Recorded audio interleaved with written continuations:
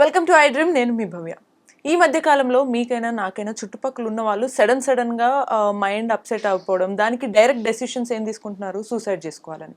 అసలు థాట్స్ ఎందుకు వస్తాయి? వీటి గురించి మాట్లాడడానికి మన దగ్గర ప్రొఫెషనల్ డాక్టర్ ప్రతిమా మ్యామ్, సైకాలజిస్ట్ ఉన్నారు. సో హలో మేడం, ఎలా ఉన్నారు? నమస్తే. హలో. బాగున్నామమ్మా. బాగున్నాం మేడం, మనం బాగున్నాం ఇప్పుడు. బట్ బయట వాళ్ళకి ఏమవుతుంది, వాళ్ళు ఉన్నట్టుండి కాసేపు బాగున్నట్టే కనిపిస్తారు, మళ్ళీ వెంటనే నైట్కి నైటే డెసిషన్స్ అయిపోతుంటాయి. నెక్స్ట్ లేచి చూసేసరికి వాళ్ళు సూసైడ్ చేసుకున్నారు అనే న్యూస్ వినాల్సి వస్తుంది మనం. ఎందుకు ఈ థాట్స్ అనేవి అసలు ఎందుకు డెవలప్ అవుతాయి అంటారు? ఇది నీడ్ ఆఫ్ అన్ అవర్ అమ్మ. నిజంగా చాలా మంచి క్వశ్చన్ చేస్తున్నారు. బికాజ్ చాలా మందిని ఈ మధ్య కాలంలో చూస్తున్నాము. సూసైడ్ ఎంత సులభంగా అయిపోతుందంటే వాళ్ళకి ప్రాణాలు కాపాడుకోవడానికి ఉన్న ఆ గట్స్ ఎట్లా అయితే ఈ చనిపోవడానికి ఎంతైతే మనం ఎనర్జీ గ్యాదర్ చేసుకుంటామో, ఆ కాన్ఫిడెన్స్ బిల్డ్ చేసుకుంటామో, బతికి చూపిద్దామన్న కాన్ఫిడెన్స్ చాలా తక్కువైపోయింది జనాల్లో. ఇది కరెక్టో కాదో నాకు తెలియదు, కానీ బతకాలన్న పంతం లేదు. బతికి నేను సాధిస్తాను, ఈ ప్రాబ్లమ్స్ అంతా కామన్ అని తీసుకునే శక్తి లేక ఎవరైతే వాల్యూ కోల్పోతున్నారో తండ్రి ముఖ్యంగా వాళ్ళని మనం చూస్తూ ఉంటాము సూసైడ్ అటెంప్ట్ చేసుకోవడం. రీసెంట్గానే 1 year క్రితము నేను కేసు విన్నాను. అంటే నేను ప్రత్యేకించి తీసుకోలేదు, మా ఫ్రెండ్స్ ఎవరు తీసుకుంటే వాళ్ళది చాలా పెద్ద కేసు అయిందనమాట. ఇలాగే అంటే వాళ్ళ దగ్గరకు వచ్చి కౌన్సిలింగ్ చేసుకున్న మరుక్షణం వాళ్ళకి తెలిసింది, కానీ వాళ్ళు అప్పటికే అమ్మా నాన్నలకి చెప్పేశారు అతనికి సూసైడల్ టెండెన్సీస్ ఉన్నాయి, కొంచెం జాగ్రత్త పడండి, ఇంట్లో ఇలాంటి వాతావరణం పెట్టండి. అది ఒకరోజు అతను మామూలుగానే ఉన్నాడు, నెక్స్ట్ డేనే వాళ్ళకి న్యూస్ ఏం వచ్చిందంటే సూసైడ్ కమిట్ చేసుకున్న తన తర్వాత రియాక్షన్ ఎలా ఉంటుందని అంటే ఈ కేసు వీళ్ళ మీద పడిపోయింది అనమాట. అంటే కౌన్సిలింగ్కి వచ్చాక వాళ్ళు సూసైడ్ చేసుకున్నారు అన్న యూనో అసలు ఎలాంటి సిచ్యువేషన్స్ అని చిన్న చిన్న ప్రాబ్లంకి కూడా అతి సెన్సిటివ్ వేలో వెళ్ళిపోవటం, అసలు ఇంకా పరిష్కార మార్గం అనేది లేదు అని నిర్ధారించుకోవడం అన్నది ఎంతవరకు కరెక్టో అని నాకు అర్థం కావట్లేదు. ఇప్పుడు కొత్తగా మనం సోఫా కొంటాం అనుకోండమ్మా, లేకపోతే కారే అని తీసుకో, దానికి ఒక చిన్న డెంట్ పడినా అయ్యో కుయ్యో ముర్రో అనుకుని మొత్తుకుంటాం. అదే కొత్త సోఫా లక్షల్లో కొనేసి ఇంటికి వచ్చిన తర్వాత దాన్ని కత్తి తీసుకొని పొడిచాను చేశానంటే ఎలా ఉంటుంది? ప్రాణం విలవిల్లాడిపోతుంది. అంటే వస్తువుకున్న విలువ మనిషి ప్రాణానికి లేదా? అది పోతే వస్తుంది, మనిషి ప్రాణం పోతే వస్తుందా? అసలు అంత సెన్సిటివ్ ఉంటారు, డెసిషన్స్ తీసుకోలేరు అని అంటారు కదా మేడం. బట్ అంత సెన్సిటివ్ ఉన్న వాళ్ళైతే ఇన్ఫ్యాక్ట్ చుట్టూ ఉన్న వాళ్ళ గురించో లేకపోతే పేరెంట్స్ గురించో వీళ్ళ గురించో ఆలోచిస్తారు కదా. బట్ అలా ఆలోచించకుండా అంటే వాళ్ళు ఏం సాధిద్దాం అనుకుంటారు సూసైడ్ చేసుకునే ముందు? అసలు ఏమొస్తుందని ఎక్స్పెక్ట్ చేస్తారు వాళ్ళు? సెన్సిటివ్గా ఉన్న వాళ్ళు వాళ్ళ పరంగా వాళ్ళు చాలా వీక్ అయి ఉంటారు. నాకెవ్వరూ లేరు, నేను హోప్లెస్ మనిషిని, నా తరఫు నుంచి ఎవ్వరు అంటే నన్ను ప్రొటెక్ట్ చేసే వాళ్ళు ఎవరు లేరు, నేను ఒక బర్డన్ని, నా పేరెంట్స్కి బర్డన్ అనో, నా రిలేషన్షిప్లో బర్డన్ అనో, లేకపోతే పెళ్ళైన తర్వాత ఎవరైనా పట్టించుకోకపోయి ఆ లోన్లీనెస్ అనేది ఉంటుంది చూడండి, దాని మూలాన నేను ఎవరికైనా బర్డనో అన్న థాట్స్ వాళ్ళల్లో ఎక్కువ ఉంటుంది. అంతే తప్ప వాళ్ళు వేరే వాళ్ళ గురించి ఆలోచించే స్థితిలో వాళ్ళు ఉండరు. వీళ్ళు ఏమనుకుంటారు, వాళ్ళు మన కోసం బాధపడతారు అన్న ఒక పాజిటివ్ థాట్ అనేది వాళ్ళకి రాదు. అంత మైండ్ అంతా అదొక థాట్, అదొక ఏమంటారు మనకి ఒక ఆ సర్కిల్ ఆఫ్ ఇది ఉంటుంది కదా, థాట్స్ ఏదైతే నెగిటివ్ ఎమోషన్ అదే తిరుగుతూ ఉంటుంది అనమాట. సో దాని మూలాన ఏంటంటే ఇంపల్సివ్ అయిపోతారు. ఇంకా ఇది తప్ప నాకు ఇంకో మార్గం లేదు, నేను చనిపోవడమే కరెక్ట్. సో ఎంతకి తెగిస్తారని అంటే ఒక నిమిషం పని కదా అయిపోతుంది అన్న రేంజ్లో వెళ్ళిపోయి ఐ థింక్ వాళ్ళు ఇలాంటి పెద్ద పెద్ద డిసిషన్స్ ఎవరికి చెప్పకుండా, ఈవెన్ ఆలోచించకుండా, ఒక సెకండ్ థాట్ కూడా ఇవ్వకుండా, నేను ఇన్ని రోజులు బతుకున్నాను, నాకు ఇంకొక అవకాశం నాకు దొరకదా, నేను చెయ్యకపోతానా అన్న ఒక థాట్ లేకుండా వాళ్ళు నిర్దాక్షిణ్యంగా చేసుకుంటారు చూడండి, అది నిజంగా బాధాకరమైంది. True madam. మీరు ఇందాక బర్డెన్ అవ్వడం, నేను ఎవరికన్నా బర్డెన్ అవుతున్నాను, ఇది నిజానికి చాలా మందికి, పిల్లలకి కానీ యూత్కి ఉండడం కామన్ ఇది. బట్ అలాంటిది వాళ్ళే అనుకునే ఛాన్సెస్ ఉంటాయా, లేకపోతే చుట్టూ ఉన్న సరౌండింగ్స్, సర్కమ్స్టాన్సెస్, ఫ్యామిలీ బిహేవియర్ ఏమన్నా డిపెండ్ అయి ఉంటుందా వీటిపైన? చూడమ్మా, కాజెస్ ఏదైనా ఉండుండొచ్చు. ఒకటి ఒక సూసైడల్ థాట్ రావాలి అని అంటే మనిషి తనంతటి తానే ఊహించుకోడు ఇవన్నీ.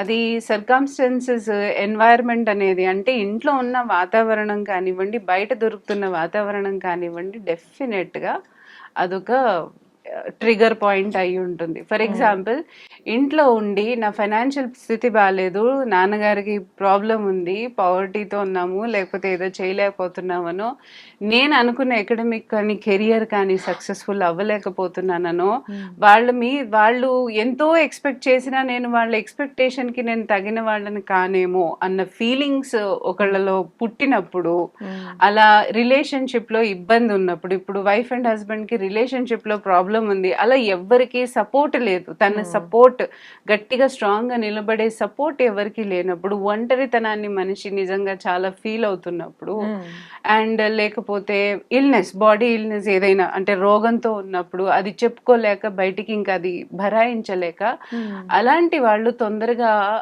ట్రిగర్ అయ్యే ఛాన్సెస్ చాలా ఎక్కువ. అంటే ఇమీడియట్ గా వాళ్ళు ఇంకో స్టెప్ ఆలోచించకుండా ఏమవుతుందంటే, అస్తమానం అదే పరిస్థితులు వాళ్ళు ఎదుర్కొన్నప్పుడు వాళ్ళకి ఎక్కడ పరిష్కారం కనిపించలేనప్పుడు ఒక అధైర్యం అనేది మనసులో వచ్చేస్తుంది అనమాట. అధైర్యం మూలాన ఏం చేస్తారంటే, ఒకళ్ళతో వెళ్ళి హెల్ప్ అడగకుండా వాళ్ళు, ఎందుకంటే అడిగితే నాకు తెలిసి ఎక్కడి నుంచి దొరకదన్న ఒక మళ్ళీ వాళ్ళే ఊహించుకోరు, అదే నమ్ముకుని వాళ్ళు ఇంకా ఇంకో గత్యంతరం లేదు, నేను చావడం మేలే అన్నట్టు వాళ్ళు ముందుకి అడుగేస్తారనమాట. వీళ్ళల్లో జీవితం అనంటే ఒక విశ్వాసం, ఒక ఏమంటారు, ఒక నాకంటూ ఇష్టము అనేది వాళ్ళు కోల్పోతారు. అంటే మనిషిలో కూడా ఒక వాల్యూ ఉండదు చూడండి. నేను యూజ్లెస్, నేను హోప్లెస్ అన్నది ఒక ఫిక్స్ అయిపోయింది అనుకోండి మైండ్, ఇంకా వాళ్ళు ఏం చేయలేరు. అంటే వాళ్ళు ఏం చెయ్యలేని పరిస్థితి అన్నమాట. వాళ్ళు అనుకోకుండానే ఆ దారికి వెళ్ళిపోతూ ఉంటారు. సో అది ముఖ్యమైన కారణం. అయితే ఇంటి వాతావరణము, మన పరిస్థితులు, మనం అనుకున్నది ఏదైనా జరగనప్పుడు. ఇంకొకటి, ఈ మధ్య సోషల్ మీడియా రెప్యుటేషన్ అన్నది, నాకు ఇన్ని లైక్స్ రాలేదా, అయిపోయింది నా జీవితం, నాకు ఇంకా నేను బతకడం వేస్ట్, ఎవడైనా నేను మెసేజ్ ఇచ్చి మళ్ళీ తిప్పి నాకు మెసేజ్ కొట్టలేదు, నా మెసేజ్కి నా డీపీకి లైక్ కొట్టలేదా, నా జీవితం వ్యర్థం. అంటే అస్తమానం అవతలాడితే ఒక వ్యాలిడేషన్ కావాలి మనకు ఐడెంటిటీ కావాలి. ఐడెంటిటీ క్రైసిస్ జరిగినప్పుడు ఇంకో మనిషికి ఇంకొక దారేది, అంతే కదా, చెప్పుకోవడానికి ఎవరూ లేరు. మన జనాభా పెరిగిపోతుందమ్మా, జనాభా చైనా కంటే మించిపోతుంది, కానీ ఒంటరితనం ఎక్కడా ఆగట్లేదు. ఎవడి కాడు ఒంటరిగానే ఫీల్ అవుతుంది. జనాభా ఉన్నా లేకపోయినా ఓటే కదా మనకి. సో అలా అయిపోయింది మన పరిస్థితి. చెప్పుకోవడానికి కూడా సిగ్గుగా ఉంది నిజంగా చెప్పాలంటే. ఎక్కడికి వెళ్ళినా మనం అంతమందిలో చూస్తాం కదా, కానీ ఏ మనిషి అయినా నేను తృప్తిగా ఉన్నాను, నేను ఆనందంగా ఉన్నాను, నా జీవితం చాలా ఆనందంగా ఉంది అనుకునే వాళ్ళు ఎంతమంది ఉంటారు? అయితే ఇప్పుడు అనుకున్న వాళ్ళు అందరూ సూసైడ్ చేస్తామా? చేయలేము. అంటే పరిష్కారం ఇదేనా? కాదు. సో దాంట్లోంచి బయటపడే వాళ్ళు ఉంటారు, దాంట్లోంచి బయటపడి ఎదిగిన వాళ్ళు కూడా ఉన్నారు. వాళ్ళని మనం ఒక మోటివేషన్ కింద వాళ్ళని అబ్జర్వ్ చేస్తూ మనం కూడా ఒక మోటివేషన్ కింద బయటికి రావాలి. అసలు ఆ మంచి థాట్స్ మనలో కూడా రావాలి, ఆ పాజిటివిటీ పెంచుకోవాలి. కానీ ఎక్కడో అక్కడ మనుషుల్లో అది తగ్గిపోతుంది. మేడం, ఈ మోటివేషన్ పాయింట్ కన్నా ముందు యాక్చువల్లీ ఈ సూసైడల్ థాట్స్ అనేవి ఎక్కువగా మనం జెండర్ వైజ్ గా చూస్తే కనుక ఎక్కువగా మనం అబ్జర్వ్ చేసేది మహిళలే ఆత్మహత్య చేసుకున్నారా అని వింటుంటాము. ఎక్కువ ఫీమేలే చేసుకునే టెండెన్సీస్ ఉంటాయి. ఎందుకు మేల్ కూడా ఉంటారా? నాకు తెలిసి ఫీమేల్ మెయిల్ అని అంటే ఫీమేల్ తక్కువేమ్మా. అవునా? ఓకే. మెయిల్స్ ఎక్కువ యాక్చువల్లీ మనం అనుకోవడం అని అనుకుంటాం. కానీ అఫ్ కోర్స్ ఇంకా ఎలా అంటే ఇంటి పరిస్థితులు, పెళ్ళైన తర్వాత టార్చర్ అలా అనుభవించిన వాళ్ళు, లేకపోతే అనుభవిస్తున్న వాళ్ళు, లవ్ బ్రేకప్, లవ్ ఫెయిల్యూర్, ఇలాంటి అబ్బాయిలు కూడా చనిపోతున్నారు ఆ కారణం చేత. ఫీమేల్స్ అనుకుంటున్నాం, ఫీమేల్స్ ఎటువంటి పరిస్థితుల్లో ఈ మధ్య ఉన్న డిప్రెషన్, అట్లాగే చాలా హార్మోనల్ ఇంబ్యాలెన్సెస్, వాళ్ళలో వచ్చే హార్మోనల్ ఇంబ్యాలెన్సెస్. ఇప్పుడు ఫీమేల్ అంటున్నారు కదా, వాళ్ళలో ఒక పర్టికులర్ ఏజ్ తర్వాత వచ్చే హార్మోనల్ ఇంబ్యాలెన్స్, దాని మూలన వచ్చే ప్రాబ్లం లైక్ PTSD అలాంటివన్నీ వస్తున్నాయి ఉన్నాయి కాబట్టి అది ఎక్కడో డిప్రెషన్ ఇవన్నీ వచ్చే ఛాన్సెస్ ఉన్నాయి. సో ట్రిగర్ వాల్యూస్ ఎక్కువ ఉంటాయి. అందులో ఎవరైనా సపోర్ట్ చెయ్యని పక్షాన లైక్ ఇంట్లో వాతావరణం సరిగ్గా లేకపోయినా, పెళ్ళైన తర్వాత ఆ హ్యాపీనెస్, ఆ ఆనందం లేకపోయినా వాళ్ళలో ఎక్కువగా టెండెన్సీస్ ఏర్పడతాయి. సరే ఇంకా నా లైఫ్ ఎందుకు వేస్ట్ అన్నట్టు. అండ్ చిన్నప్పటి నుంచి ఒక కంట్రోలింగ్ అథారిటీస్ దగ్గరే ఉంటారు కదా, క్లింగింగ్. సో వాళ్ళకంటూ ఒక స్వతంత్రం అనేది, ఒక థాట్ అనేది ఉండదు. సో అలా అయ్యే ఛాన్సెస్ ఉంటాయి. ఇంకోటి ఏంటంటే ఫీమేల్కి వచ్చేటప్పటికల్లా బాధలు పంచుకోవడం వాళ్ళు ఈజీగా పంచేసుకుంటారు. అబ్బాయిలాగా లోపల లోపల లోపల కుమిలిపోరు. అంటే వీళ్ళు ఏంటంటే ఎక్కడ మెయిల్ ఈగో పోతుందా అన్నట్టు లోపల లోపల కుమిలిపోతానన్నమాట. సో నేను ఇక్కడ అబ్బాయి ఎక్కువ రేషియోనా అమ్మాయి ఎక్కువ రేషియో అని నేను చెప్పను. అమ్మాయి అబ్బాయిలో పరిస్థితులు వేరే అవ్వచ్చు. ఒకటి వీళ్ళకి మానసికంగా ఏంటంటే కొంచెం ఫీమేల్ స్ట్రాంగ్ ఉంటారు. అంటే వాళ్ళు బాధలన్నీ చెప్పుకుంటారు, వెంటనే బయటికి చెప్పుకుంటారు కాబట్టి వీళ్ళలో ఆ ఎమోషనల్ ఆస్పెక్ట్ ఛాన్సెస్ కొంచెం తక్కువ ఉంటాయి. కాబట్టి కాకపోతే ఫిజికల్ ఏదైతే వాళ్ళు అనుభవిస్తున్నారో ప్రాబ్లమ్స్, ఇల్నెస్, వీటి మూలాన వాళ్ళు చేసుకునే ఛాన్సెస్, ఇప్పుడు ఇన్ఫర్టిలిటీ అంటాం. సో ఇన్ఫర్టిలిటీ మూలాన ఏంటి, ఇంట్లో వచ్చే వాతావరణం కరెక్ట్ ఉండదు. అంటే నువ్వు చెప్తారు కదా ఎంత టార్చర్ చేస్తారు, నేను అలా చెప్పకూడదు కానీ ఎంతమందిని ఎలాంటి రకాలుగా వేధిస్తూ ఉంటారు జనాలు. అలాంటి మానసిక పరిస్థితిలో వాళ్ళకి ఒక సొల్యూషన్ మార్గం కనిపించకుండా పోయి సూసైడ్ చేసుకునే ఛాన్సెస్ ఎక్కువ ఉంటాయి. వీళ్ళకి ఏంటంటే ఎలాంటి పరిస్థితుల్లో ఉన్నా ఫ్యామిలీ గడవాలి, వీళ్ళకంటూ బాధ్యత, రెస్పాన్సిబిలిటీ ఇవన్నీ ఉన్నప్పుడు, లవ్ ఫెయిల్యూర్, సెన్సిటివ్ గా ఉన్నప్పుడు సో వీళ్ళు ఈక్వల్ గా ఉంటారు. సో ఇక్కడ మేల్ అండ్ ఫీమేల్ అన్నది పరిస్థితులను బట్టి ఉంటుంది. కానీ వీళ్ళు ఇంత వాళ్ళంతా అని మనం చెప్పుకోలేము. అలా నిర్దాక్షిణ్యం కరెక్ట్ గా జడ్జ్ చేయడం కూడా కరెక్ట్ కాదు అని.